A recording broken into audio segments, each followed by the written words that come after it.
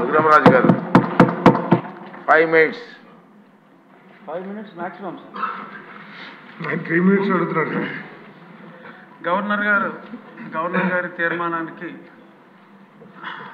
మద్దతుగా మాట్లాడటానికి అవకాశం ఇచ్చిన గౌరవనీయులు స్పీకర్ గారికి నమస్కరిస్తూ, చాలా స్పష్టంగా ఉన్నది ఉన్నట్టుగా గవర్నర్ గారి ప్రసంగం ఆద్యంతం చక్కగా సాగింది. అందులో చాలా అంశాలని చాలామంది స్పృశించారు కాబట్టి నేను 2-3 అంశాల గురించే చర్చిస్తానంటే, అందులో ముఖ్యమైనది రుణాల గురించి ఎలా అస్తవ్యస్తమైంది, అలాగే గనుల్లో 19,000 కోట్లు దోపిడీకి ఎలా గురైంది, మద్యంలో ఎన్ని వేల కోట్లు బెవరేజెస్ కార్పొరేషన్కే ఆదాయం వచ్చి ప్రభుత్వ ఆదాయానికి గండి కొట్టిన విధానం, ఇవన్నీ కూడా చాలా స్పష్టంగా గవర్నర్ గారు తన ప్రసంగంలో పేర్కొన్నారు. మరి వాటన్నిటి మీద అంత క్లియర్గా గవర్నర్ గారు గత ప్రభుత్వంలో అంటే 2019 నుంచి 24లో ఇది జరిగింది అని అన్నప్పుడు, మరి దాన్ని పరిగణలోకి తీసుకొని దాని మీద ఏదన్నా విచారణ చేయవలసిన అవసరం ఉంటే అది విచారణ జరిపించాలని నా మొదటి అభ్యర్థన. తర్వాత ఈ శాంతి భద్రతల గురించి కూడా చాలా స్పష్టంగా మాట్లాడుతూ, ఒక పాలన ప్రతీకార రాజకీయం అనే అంశం మీద కూడా గవర్నర్ గారు వారి ప్రసంగంలో మాట్లాడటం జరిగింది. ఇది స్పెసిఫిక్గా ప్రత్యేకంగా చూడవలసిన అంశం అధ్యక్ష.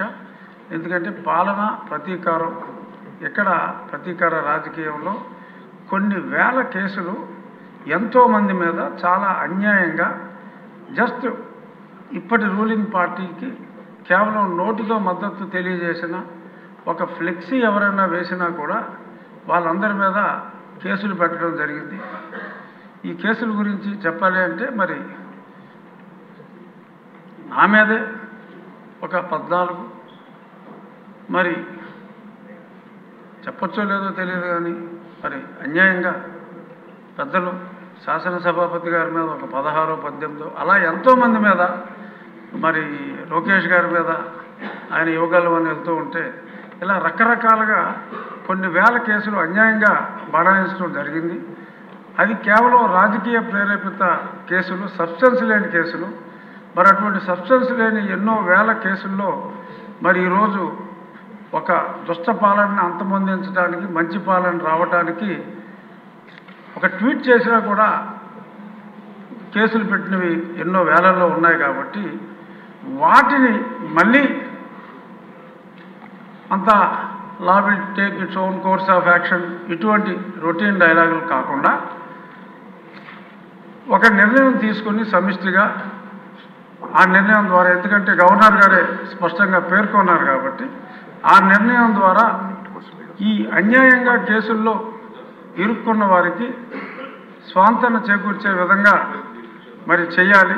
అవసరమైతే క్యాబినెట్లో పెట్టి మరి గవర్నర్ గారి అప్రూవల్ తీసుకునే దిశగా మరి హోమ్ మినిస్టర్ శ్రీమతి అనిత గారు చర్యలు తీసుకోవాలి అని చెప్పి సభాముఖంగా మీ ద్వారా విన్నవించుకుంటున్నాను. ఎందుకంటే ఎన్నో వేల మంది సఫరర్స్ ఉన్నారు. కోర్టులకు వెళ్ళి ఇవన్నీ చేసుకోవాలంటే ఇది అయ్యే పని కాదు. కాబట్టి మరి గౌరవనీయ ముఖ్యమంత్రి వర్యులు సభలో లేరు కాబట్టి నేను మీకు ఉప ముఖ్యమంత్రి గారు పవన్ కళ్యాణ్ గారికి, ఎందుకంటే ఆయన కూడా అలాగే బాధితుడు, సో కాబట్టి ఆయనకి తెలుసు పెయిన్, సాక్షాత్తు ముఖ్యమంత్రి గారికి తెలుసు. సో కాబట్టి చిన్న చిన్న వాళ్ళందరినీ కూడా అన్యాయంగా ఇరికించారు. కాబట్టి ఈ వేలాది కేసుల నుంచి బయటపడాలి. అలాగే మరి గత ప్రభుత్వంలో కొంతమంది సఫర్ అయిన వాళ్ళకి అప్పుడు పోలీస్ సెక్యూరిటీ ఉంటే, మరి ఇప్పుడు ఈ ప్రభుత్వంలో ఉన్న ఎమ్మెల్యేలకు కూడా మరి కొంత సెక్యూరిటీ తొలగించడం జరిగింది. ఫర్ ఎగ్జాంపుల్ ఇందాక మాట్లాడిన రెడ్డప్ప గారు బాధవకి మరి 2+2 ఉంటే 1+1 చేశారు. కడప లాంటి ప్రాంతంలో ఒక మహిళ పోరాడుతూ ఉంటే మరి 2+2ను 1+1 చేయటం, ఇలాంటి కొంతమంది వాళ్ళు చెప్పుకోలేని ఉంటాయి. సో అంచేత ఇటువంటివి ఏమన్నా ఉన్నా కూడా ఆ రక్షణ కల్పించవలసిన అవసరం ఉందని సభాముఖంగా మరొకసారి తమరికి తెలియజేస్తూ ఈ అవకాశం ఇచ్చినందుకు ధన్యవాదాలు. గౌరవనీయులు సోదరులు పవన్ కళ్యాణ్ గారికి కూడా మాట్లాడవలసిగా కోరుతున్నానండి.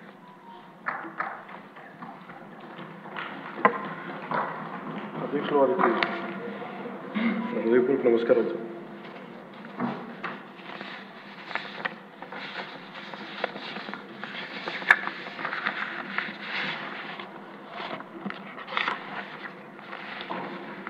గవర్నర్ గారి ప్రసంగానికి ధన్యవాదాలు చెప్తూ ప్రవేశపెట్టిన తీర్మానాన్ని జనసేన పార్టీ తరఫు నుంచి నేను కూడా బలపరుస్తున్నాను అధ్యక్ష. ఆద్యంతం గవర్నర్ గారు ప్రసంగ పాఠంలో చాలా కీలకమైన నాకు 3 అనిపించినాయి. ఒకటి, మనం వారసత్వంగా ఏమొచ్చింది మనకి, ఏం ఆశించబోతున్నాం, భవిష్యత్తులో ఎలాంటిదా ఆశించబోతున్నాం, కలెక్టివ్గా మనందరం కలిసి ఈ రాష్ట్రాన్ని ఈ కూటమి ద్వారా ఎలా ముందుకు తీసుకెళ్ళాలి అనేది 3 చాలా స్పష్టంగా చెప్పారు. గవర్నర్ గారి ప్రసంగంలో చాలా ప్రత్యేకించి చెప్పింది ముందస్తుగా ఆంధ్రప్రదేశ్ రాష్ట్రం ఏర్పడటానికి పొట్టి శ్రీరాములు గారి త్యాగ ఫలితం, తద్వారా భాషా ప్రయుక్త రాష్ట్రాలే ఏర్పాటు కావటం. అలాగే దానికి ఇంకొకటి నాకు అనిపిస్తుంది అధ్యక్ష, పింగళ వెంకయ్య గారు కూడా అంటే ముఖ్యంగా ఆంధ్రప్రదేశ్ నుంచి వచ్చిన పొట్టి శ్రీరాములు గారు కానీ, మువ్వెన్నెల జెండాను రూపొందించిన పింగళ వెంకయ్య గారు కానీ దేశాన్ని ప్రభావితం చేసే స్థాయి వ్యక్తులు.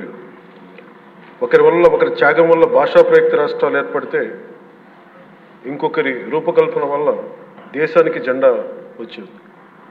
ఇలాంటి గొప్ప మహానుభావులు పుట్టిన నేల. దామోదరం సంజీవి గారు లాంటి మహానుభావులు సంస్కరణలు తీసుకోవాలి, అలాంటి వారు గొప్ప సంస్కరణలు తీసుకొచ్చిన నేల ఇది. పివి నరసింహారావు గారు, అలాగే శ్రీ ఎన్టీ రామారావు గారు, వీరందరి పరంపరలో ఎప్పుడు ఆంధ్రప్రదేశ్ ముందుకెళ్తూనే ఉంది. అలాగే ఈరోజు గౌరవ ముఖ్యమంత్రి శ్రీ చంద్రబాబు నాయుడు గారు లేరు, వారి గురించి కూడా చెప్పాల్సి ఈ సందర్భంలో. ఆంధ్రప్రదేశ్కి ఎవరన్నా రావాలి అనుకుంటే ముందస్తుగా చంద్రబాబు గారు పాలన స్టార్ట్ చేసినప్పుడు, ఆయన ముఖ్యమంత్రిగా ఉన్నప్పుడు ప్రతి ఒక్కరూ మేము వచ్చి ఆంధ్రప్రదేశ్కి వచ్చి పని చేయాలి, ప్రతి ఐఏఎస్ అధికారి, ప్రతి ఐపీఎస్ అధికారి తపన పడేవారని నాకు ఢిల్లీలో చాలామంది ఐఏఎస్ అధికారులు చెప్పారు. అలాంటి అద్భుతమైన పాలన, ఛాలెంజెస్ని అధిగమించి ఆంధ్రప్రదేశ్ని అభివృద్ధి దిశగా తీసుకెళ్లారు. ముఖ్యంగా ఆయన బాగా నచ్చే అంశం నాకు ఆయనలో ప్రత్యర్థులను కూడా గౌరవించే గొప్ప గుణం. మొన్న ఈ మధ్యన మాకు చెప్తూ కూడా రాజశేఖర రెడ్డి గారి గురించి చెప్తూ ఆయన గురించి కూడా, ఆయన ఎంత ప్రత్యర్థి అయినప్పటికీ కూడా ఆయన గురించి కూడా మంచి వాక్యాలు చెప్పి ఆయన చేసిన మంచి పనిని కూడా చెప్పే సహృదయం ఉంది నారా చంద్రబాబు గారికి. వాటి నుంచి తీసుకోవాలి, ఇది మేము నాలాంటి వాళ్ళు నేర్చుకోవాలి. అలాంటి యంగ్స్టర్ మాకు